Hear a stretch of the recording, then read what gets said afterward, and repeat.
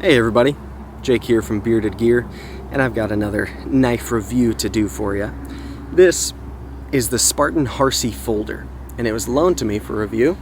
Sorry, it's buggy today. Loaned to me for review by my buddy Matt, who goes on Instagram as Cutting Edge Gear. I'll link to his Instagram down below so you can check him out. Matt is a really cool dude who's got an awesome knife collection. I met him because he works at a knife shop that I like to go to. He also works part-time for ProTech, and he's like in the knife community. A lot of you probably already know who Matt is. Anyway, he'll be linked down below. Now, when Matt loaned me this knife, I was meeting up with him because I had just gotten my ProTech Malibu, and he was going to adjust the clip for me and loan me a couple of other ProTechs to do some comparison videos with, etc. And I've already posted some of that. But he handed me this one just to check out, and I had mentioned that I'd seen more and more of this knife just on Instagram and stuff, and so he was very generous and just said, borrow it, check it out, enjoy it, carry it a little bit, and review it. And so I was really pumped to check this one out. I didn't start the process for a couple of weeks because I was so busy, and this was just sitting in my closet, and I feel really bad now for not enjoying it more in the time that I've had it, because it's a very cool knife. In my first impressions video of this knife, I mentioned a couple of things that I just kind of noticed about it, and some of that is still going to shine through. Some of it I've maybe changed my tune on a little bit. I don't know. I've grown to appreciate certain things about this knife and this design a little bit more. Part of that comes from researching a little bit more about Bill Harsey. This is a Harsey design knife, and I mentioned in my first impressions that I couldn't recollect any of his work that I was super familiar with, although I'd heard the name. And it's funny, after like 2 minutes of research, I was like, oh, that's Bill Harsey. He has been prolific in the knife world and has designed some very impressive things. Specifically for military applications, combat knives. He's done a lot of fixed blades. And so after researching him a little bit, I actually talked to Matt a little bit as well to learn a little bit more about this specific knife. And Matt talked to me a little bit about this one. It's got all these kind of runic symbols on it, if you can see that. And inside there's an engraving as well that's in another language, and he told me, I'm probably going to butcher it, apparently what it says is, I don't stop when I'm tired, I stop when I'm done. And I think that's pretty cool. It's also got his Cutting Edge Gear handle engraved in there. So I talked to Matt. He let me know this is one of the first Spartan Harsey folders that they made at Spartan, and he recommended that I reach out and talk to one of the co-founders of Spartan Knives. And so it was a really cool experience. I called over to their main line, and Matt told me already who the receptionist was and who to ask for. So I talked to the receptionist for a minute, nicest lady. And then I talked to Curtis, who's one of the founders of Spartan Knives, for, I don't know, a half hour. And just picked his brain a little bit, talked to him a little bit about my experiences thus far with the knife. This was right after I had done my first impressions, like the next day or two. And he was just such a cool dude. And I get the sensation that the guys at Spartan Knives are all kind of like that. They're combat veterans who make knives for combat. And it was really cool to hear some of the stories that he told me, and it gave me such a deeper appreciation. I was already growing to appreciate this knife and being a Harsey design and his prowess for making combat knives, but then hearing about their internal processes for making not only this knife, but all of the knives at Spartan and some of their plans for the future and stuff, I really, since doing that first impressions video, I've gotten so much more of the picture of what happened to make this a knife and where they're going, and I want to try more of their current knives now. And it's just, I appreciate what they do there, and to have talked to one of the people behind the company, one of the founders, it was just a really cool experience to be able to chat with them. And so that was great. Thank you, Curtis, if you're watching this, for taking the time to talk to a poor boy like me about your really cool knives. So let's talk a little bit about this knife specifically and what I've found with it. I haven't been hard on this knife at all. Let me be very clear about that, because this is Matt's knife. It's one of the first ones that they built. It's special to him, and so I've carried it. It's been in pocket a good number of times, and I've done some like light EDC cutting with it, but I haven't pushed this knife because it's not mine to push. If I had one that was mine to like brutally test, I'd be happy to do that, but I'm not going to do that with his special knife. So this one specifically, it's a titanium frame lock. They all are. It's S35VN blade steel, but we'll talk a little bit about the S35VN they use and how they treat it, because that's worth mentioning. You can see it's anodized, the titanium, so it's this like nice bronze ano, and then it's got these laser engravings of the runic symbols, and then there's more laser engravings inside. The construction is barrel spacers. They're nice barrel spacers. They're like machined in kind of a cool eye-catching way. The anodization on those barrel spacers matches perfectly with the anodization of the scales. All of their hardware, every bit of it, is titanium, and so literally everything that's on this knife is titanium, including the clip, except for the blade, which is S35VN, and I suppose the washers, which are phosphor bronze inside. And so I like that they didn't mess around with going cheap on the hardware. Like this knife, the construction, the materials here are very top notch. Now, I've been pretty critical of S35VN blade steel in the past, not because I think it's bad. I've always been very clear that I think S35VN is a good blade steel, but I don't consider it like upper echelon, top tier, one of the best in 2020. Because there have been some other blade steels that have come out since S35VN that I frankly think are better objectively for certain things. S35VN, however, is still very, very good, and it's a well-balanced steel. I get why a lot of people like it, and it's fine with me if people even say it's their favorite blade steel. I get that, and I'm not going to try to dissuade them from thinking that. If it's their preference of a blade steel, cool.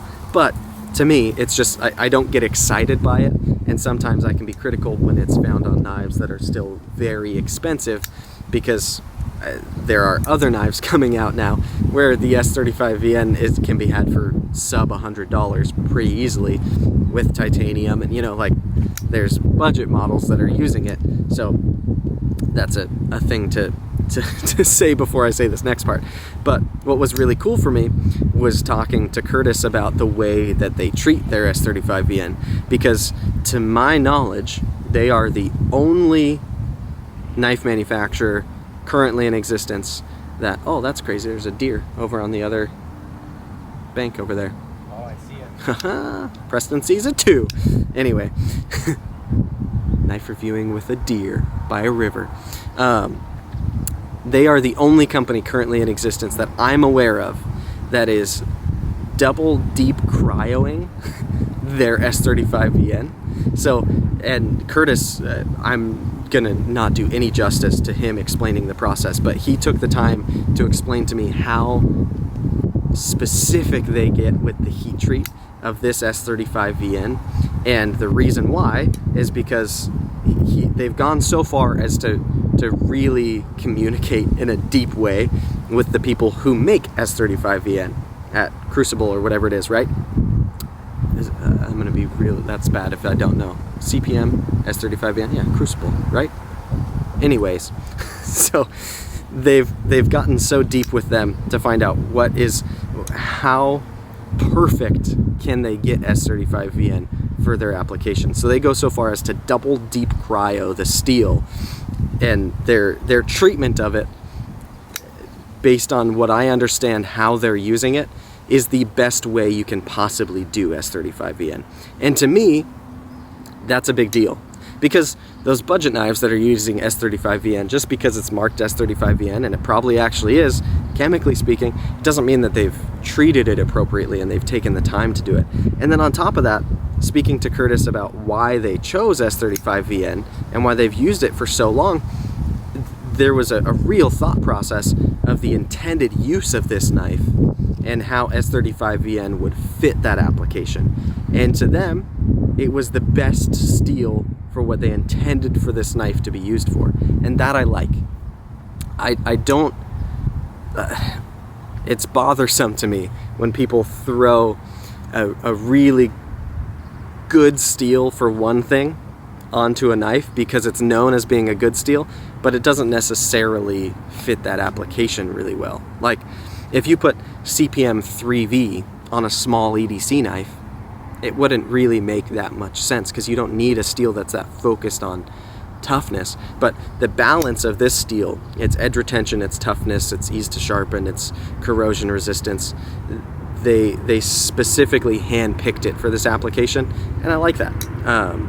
Still, if in 2020 I was to pick the perfect steel for this knife, would I pick S35VN the way that I would use it? And if it was also as perfectly treated as they do with it here, I would still pick a different steel. But I have a lot more respect for the S35VN being used here than just it's printed S35VN, and I know that S35VN is on a ton of things. Like, they're doing S35VN to the absolute best possible degree that it can be done in. So I like that. Let's talk, I guess that's it on materials, right? Everything's titanium, and then we've got double deep cryo S35VN, which is cool to say too, like double deep cryo. That's just, it's a little bit extra, right? Let's talk ergos. So one thing that I immediately noticed on this knife is the grooves here on the handle are just expertly shaped. I have just the right amount of space in each of the grooves, and I wear medium gloves, but my fingers aren't exactly skinny, and the way that I fit into those grooves is great. It feels super locked in, and in a hammer grip, I don't have any fear that this knife is going to slip out of my hand in either direction. It's really locked in, but it's not like sharp anywhere in my hand. It's not hot spotty to achieve that, and I like that about it. We've got extra space back here where it starts to get jimped, so I can choke back and I can get all the way back here to kind of chop. I could even go further back and have more leverage to chop. So this final swell here gives me a lot of options to choke back, and because it's jimped, it does give me a little more traction there. I'll give it that. I'm not a fan of jimping. I talked about that in my first impressions, and so I'm often very critical of jimping. I will say this jimping is a little sharper than I would like. It's not the worst jimping I've ever felt. I felt way sharper, so it's also evenly done. It looks good, but I would like it if this inside edge, the inner corner on here, was knocked down a little bit, because the outside it's chamfered, but yeah, that inside edge, it does get a little bit unpleasantly sharp. If the meat of your finger nestles down in there and then it wiggles a little bit, you can feel it's a little bit rough there. The jimping up here is exactly the same complaint. The inside, if they knocked it down just a little bit, rounded that corner, it would feel much better. The jimping on the spine, kind of on the thumb ramp here that we've got, where it sets up just a little bit, is a little more aggressive, again, than I would like. It's not the worst jimping I've ever felt, but it's more traction than I personally would ever need. That being said, talking to Curtis about the design purpose of this knife, and him being able to relate to me exactly what Bill Harsey wanted this knife to be, there's a reason why this knife is built more intense than I would ever use it for, because I'm not going into combat with a folding knife. It's just not. I hope I don't ever have to, but for the guys that are, that's what this knife is built for. And there's something cool inherently about having a knife that's designed for combat. Like, everyone wants to feel like Rambo now and then, right? And this knife really, as folding knives go, is very, very well made for that purpose. But it's also just, it's balanced enough that it's usable as an EDC knife. And I think that's the reality for me on where I'm going to kind of end up on feeling about this knife. First of all, I would love to own one. Amidst all of this jimping and craziness that's happening, it's still a great design to me. And if I choke my thumb up and land just past the jimping, it's very comfortable in my hand. And that's not at all, it doesn't feel weird for me. I'm not stretching. It's not the most natural spot where I feel like my thumb should go, but if I just get used to for 3 minutes, putting my thumb there and know when this knife is in my pocket, I want my thumb to land there, then all of a sudden this is a very comfortable knife for me to pull out and use for normal knife things in my lifestyle, right? And on top of that, it's cool because it's a Harsey design, and it's made by these guys who are really, they have prowess in the field that they're designing knives for. And they're not just makers of equipment, they're users of equipment. And I love seeing that from companies. There's a lot of companies in existence today that this might sound mean, and I'm not a veteran, so I don't necessarily want to go deep down this line, but I've noticed a number of products that I would consider bad, not very well thought out products that seem to sell pretty well because it's like veteran-owned company, and I'm all about supporting veteran-owned companies. I think that's a great thing, but it doesn't inherently make a product good.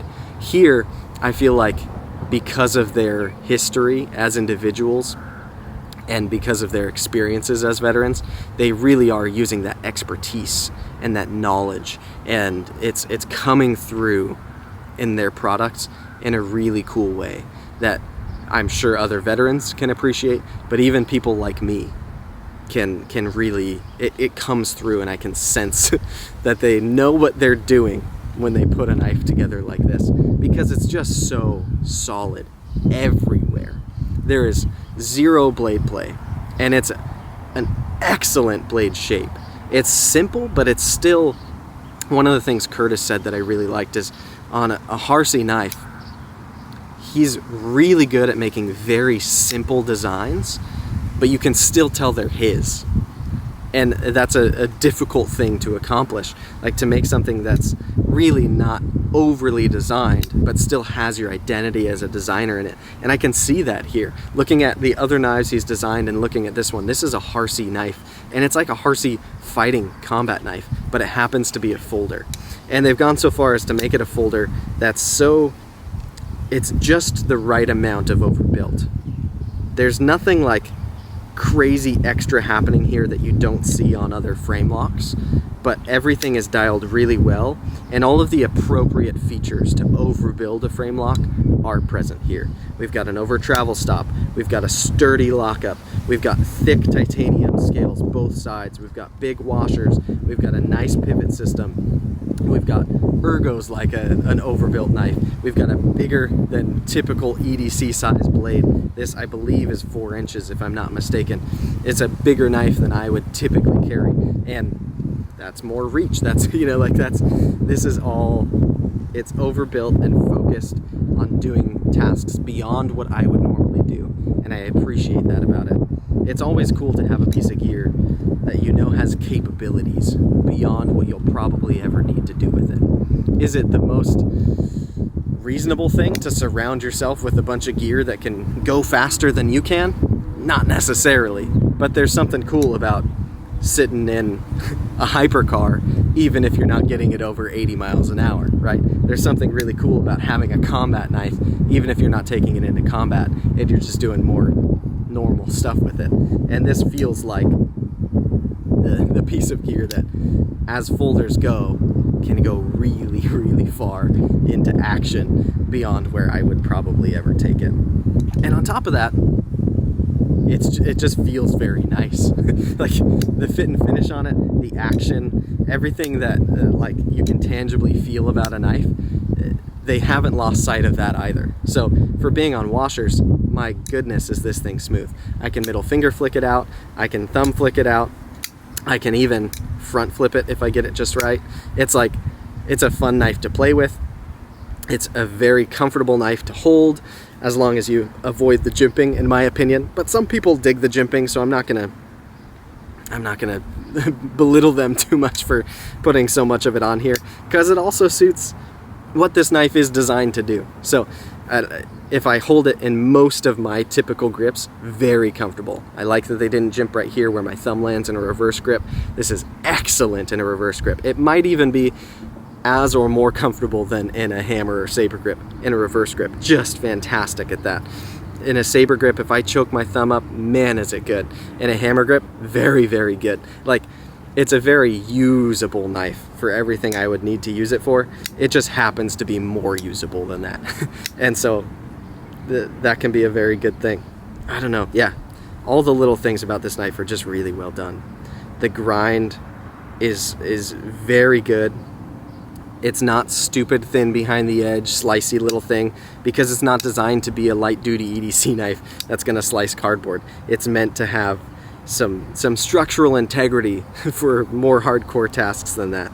And it's cool, having talked to Curtis, we even talked about the grind. We talked about how many thousandths behind the edge they go for and why.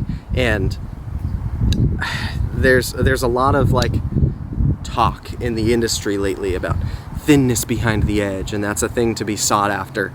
And it is and it isn't, right? It depends what you want the knife to be used for.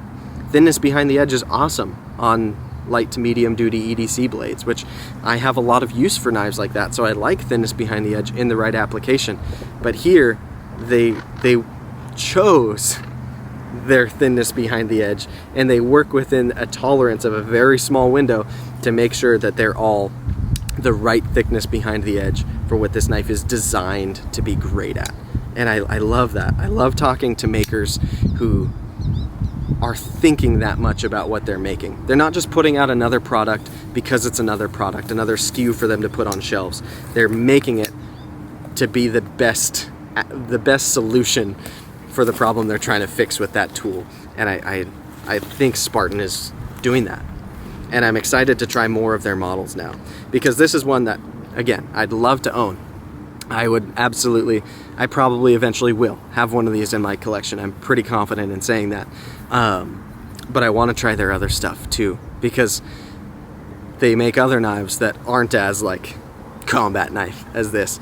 And they make some fixed blades that are even more combat knife than this. I want to try it all because I don't want to say falling in love is the wrong term. That sounds way too fanboyish, but I've grown to really appreciate them in the little bit of time that I've spent with this and the limited conversations that I've had with them so far. Really cool dudes making really cool products, and they're very deliberate about why they're making them, how they're making them, and I like that. I like that a lot. So this is the Spartan Harsey folder. The jimping is still a little more abrasive than I would like, and it's still S35VN, but at least it's some of the best treated S35VN in existence to my knowledge, and I get why the jimping is there a little bit. So I like this more now than I did when I did my first impressions, and that's a cool thing, because oftentimes I start a first impressions and I'm like, I'm not so sure, but unless I really like a knife right when I get it, oftentimes it ends up kind of going downhill. This was the opposite. I've grown to like it more and more, and not just because of my conversations with the company and the guys behind it, but also because as I've used this knife a little bit, I've found that I've actually really enjoyed pulling it out of my pocket, cutting with it. It carries well for how big and heavy it is. It's a joy to actually have as a knife, even with my lifestyle. And I was worried it was gonna fall short on a lot of those things because it was overbuilt for them. And instead, it's been great. It's been very good. So there you have it. The Spartan Harsey folder. Why did I say that weird? The Spartan Harsey folder. And it is a very, very cool knife. Thanks again to Matt, Cutting Edge Gear, for loaning me this to review and check out. Thanks to Curtis for taking the time to chat with me about it, tell me some more about this model. And it will not be the last Spartan knife that I review, that's for sure.